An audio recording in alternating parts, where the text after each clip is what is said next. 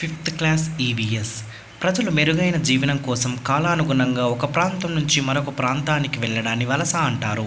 దీనికి రెండు కారణాలు: సహజ కారణాలు, ఆర్థిక కారణాలు. సహజ కారణాలు అనగా వరదలు, తుఫానులు, భూకంపాలు. ఆర్థిక కారణాలు ఉద్యోగ బదిలీలు, పేదరికం మొదలైనవి. పొగాకు ప్రకాశం జిల్లా ప్రధాన పంట.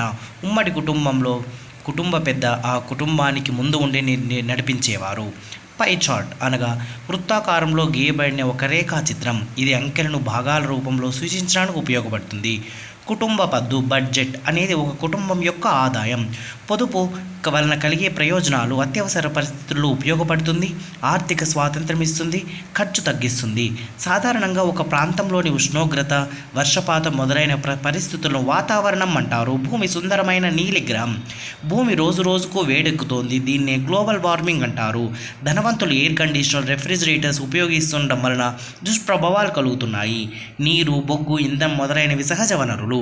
Air conditioner, refrigerators, motor cycles వల్ల హానికర రసాయనాలను విడుదల చేసే దీన్ని గ్లోబల్ వార్మింగ్ అంటారు. భూమికి ఊపిరితిత్తులు, అడవులు. గ్లోబల్ వార్మింగ్ స్వీడన్ దేశానికి చెందిన గ్రెటా థెన్బర్గ్ ప్రపంచ పర్యావరణ కార్యకర్త వాతావరణ మార్పులపై చేపట్టిన ఉద్యమం అంతర్జాతీయ గుర్తింపు పొందింది. 2018లో యుఎన్ఓలో వాతావరణ మార్పు సదస్సులో ప్రసంగంలో పేర్కొంది. చిప్కో ఉద్యమం 1970 మధ్యకాలంలో ఇండియాలో అడవుల నరకవేత జరిగింది. చిప్కో అనగా హిందీలో హత్తుకోవడం. ఆ రోజుల్లో చెట్లు నరకవద్దని స్థానికులు చెట్లను హత్తుకొని చుట్టూ నిలబడేవారు. అరటి ఆకు ఖనిజ లవణాలను కలిగి ఉంటుంది. సహజ దారాలు మొక్కలు, జంతువుల నుంచి లభిస్తాయి. నూలు, జనపనార మొక్కలు, పట్టు, ఉన్ని జంతువుల నుంచి తయారయ్యే సహజ దారాలు. నూలు మెత్తగా, తెల్లగా. పత్తి మొక్కల నుంచి నూలు లభిస్తుంది. జనపనార సంచులు, తాళ్ళు, డిజైనర్ దుస్తులు జనప నుంచి తయారు చేస్తారు. అవిసె మొక్కల నుంచి లెనిన్ దుస్తులు తయారు చేస్తారు. పట్టు మృదువైనది, అందమైనది. పట్టుపురుగుల నుంచి తయారు చేస్తారు. పట్టుపురుగు యొక్క గొంగలి పురుగును మల్బెరీ ఆకులు తింటూ కకూన్గా మారుతుంది. గొర్రె చర్మాన్ని కత్తిరించి ఉన్ని దారాలు, స్వెటర్స్, రగ్గులు ఉన్నితో శీతాకాలంలో శరీరాన్ని వెచ్చగా ఉంచుతాయి. కృత్రిమ దారాలు పాలిస్టర్, స్టెర్లిన్, రేయాన్, నైలాన్ మొదలైనవి. వీటిని సింథటిక్ దారాలు లేదా కృత్రిమ దారాలు అంటారు. కేరళలో మగవాళ్ళు లుంగీలు కట్టుకుంటారు. తమిళనాడులో మగవాళ్ళు చొక్కా, ధోతి ధరిస్తారు. రాజస్థాన్ మగవాళ్ళు కుర్తా ధరిస్తారు. ఏపీ ఆడవాళ్ళు చీర జాకెట్టు, పంజాబీ డ్రెస్, లెహంగా. వీచే గాలిని పవనం అంటారు. తేలికపాటి పవనాన్ని బ్రీజ్ అంటారు. బలమైన పవనాన్ని గేల్ అంటారు. గాలి మరల ద్వారా విద్యుత్ ఉత్పత్తి చేస్తుంది. దీన్నే పవన విద్యుత్ అంటారు. అస్థిపంజర వ్యవస్థ. పెద్దవారిలో 206 ఎముకలు ఒక చక్రంలా అమర్చబడి ఉంటాయి. దీన్ని అస్థిపంజర వ్యవస్థ అంటారు. అవయవాల కదలికకు తోడ్పడతాయి. కపాలం లేదా పుర్రె. కపాలం మెదడును రక్షిస్తుంది. ఉరహపంజరం పక్కటెముకల వ్యవస్థ. పక్కటెముకలు ఊపిరితిత్తులను, గుండెలను రక్షిస్తాయి.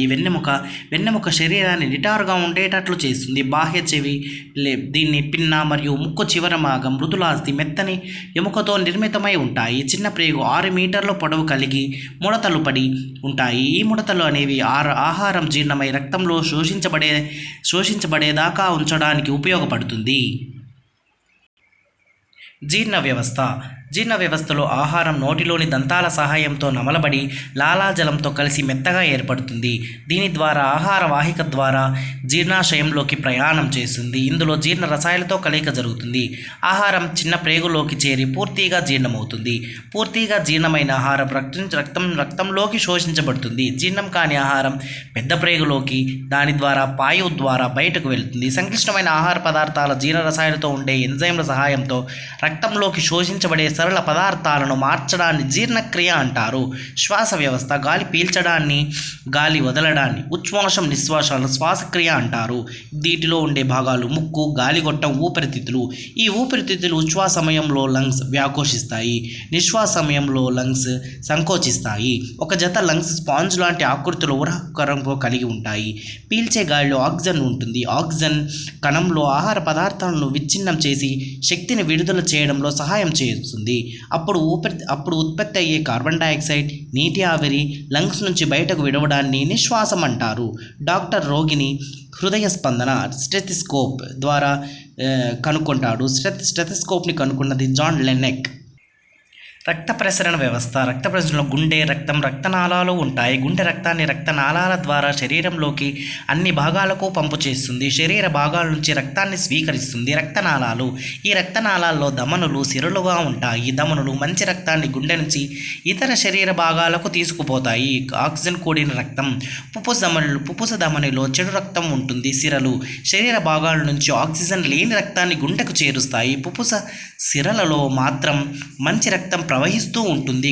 గుండె ఛాతిలో ఎడం వైపు ఉంటుంది. గుండె 4 గదులు ఉంటాయి. పైన చిన్న గదులను కర్ణికలు, కింద ఉన్న రెండు గదులను జఠరికలు అంటారు.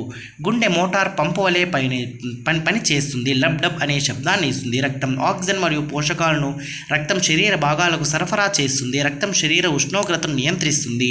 వేరుశెనగలు, బెల్లం, నువ్వులు, గుడ్లు, పాలు, ఆకుకూరలు మొదలైన తప్పనిసరిగా తీసుకోవాలి. రక్తం 3 రకాలు: ఎర్ర రక్త కణాలు, తెల్ల రక్త కణాలు, రక్త ఫలికలు. హిమోగ్లోబిన్. రక్తం ఎరుపు వర్ణంలో ఉండడానికి కారణం విసర్జక వ్యవస్థ. మూత్రపిండాలు, ఊపిరితిత్తులు, చర్మం. మూత్రపిండాలు. 2 మూత్రపిండాలు ఉదర కుహరంలో వెన్నెముక ఇరువైపులా ఉంటాయి. చిక్కుడు గింజ ఆకారంలో ఉంటాయి. రక్తాన్ని వడగట్టి రక్తంలోని మలినాలను తొలగిస్తాయి. మూత్రం రూపంలో బయటకు విసర్జన చేస్తాయి.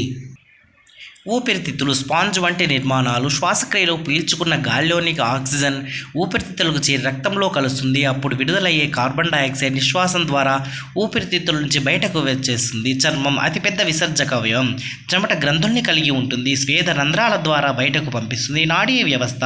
మెదడు నాడుల ద్వారా శరీరాన్ని నియంత్రిస్తుంది. మెదడు, వెన్నెముక, నాడులన్నీ కలిపి నాడీ వ్యవస్థ అంటారు. నాడులు సమాచారాన్ని శరీర భాగాల నుంచి మెదడుకు, మెదడు నుంచి శరీరానికి పంపిస్తాయి. జ్ఞానేంద్రియాలు 5: కళ్ళు, చెవులు, ముక్కు, నాలుక, చర్మం ద్వారా మెదడుతో అనుసంధానమై ఉంటాయి. భారత రాజ్యాంగంలో పౌర విధులను ఆర్టికల్ 51A పార్ట్ 4Aలో పొందుపరిచారు. విద్యా హక్కు చట్టం 6 నుంచి 14 సంవత్సరాల పిల్లలకి పిల్లలకు సంబంధించి ఏప్రిల్ 1, 2010 నుంచి అమలు. RTE 2009. Sir C V Raman, sir Chandrasekhara Venkataraman 7-11-1888 తిరుచునపల్లిలో, తమిళనాడులో జన్మించారు. 12/11/1970 బెంగళూరులో మరణించారు. Gold medal in physics. 28-1928కి రామన్ ఎఫెక్ట్కు ఈయనకు నోబెల్ ప్రైజ్ లభించింది. 1930. 28 February national science day. Tribute to sir C V Raman. Bharat Ratna 1954లో ఈయనకు లభించింది. The highest civilian of India, Bharat Ratna.